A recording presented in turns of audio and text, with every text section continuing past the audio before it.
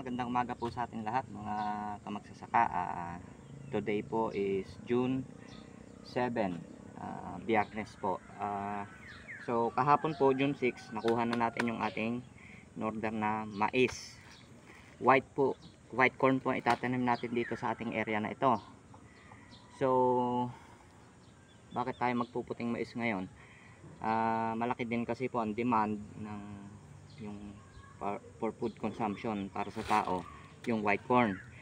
So hindi po ito ang unang beses na magtatanim tayo ng white corn, no? Pero yung previous ho na tinanim natin is non-glyphosate tolerance, yon, non-GT ibig sabihin.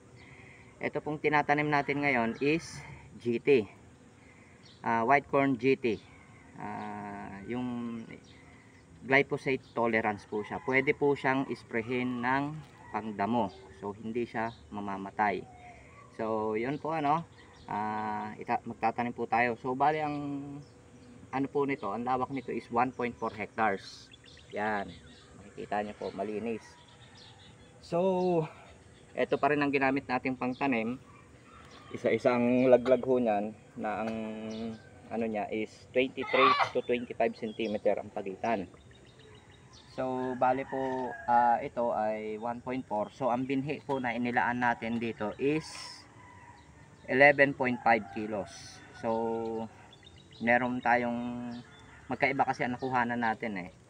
So yung isa is 10 kilos, tapos umorder pa tayo ng panibago na pandagdag kasi sa tingin ko ang 10 kilos dito is kulang. So yun nakaubos na tayo ng 1 kilo. Magsasalin na ulit tayo. So ang isang karga po kasi nito is 1 kilo. So yun sa mga gusto magtanim ng mais na puti for food consumption, na human food consumption, na glyphosate tolerant, mag direct PM lang po kayo sa akin para kasi karamihan ho ng itinatanim nila, yung mga white pearl, mga ganon, mga Japanese white corn is non-GT, non-glyphosate. So ang ginagawa is matrabaho masyado, papagamas pa sila. Ito isprehin mo lang. So sa mga interesado po mag-PM lang po sa akin, mag-direct message po sa akin. At kung gusto nyo, susuplayan ko kayo nito. So yun po muna Maraming salamat at magandang umaga. Mabuhay ang magsasakang Pilipino.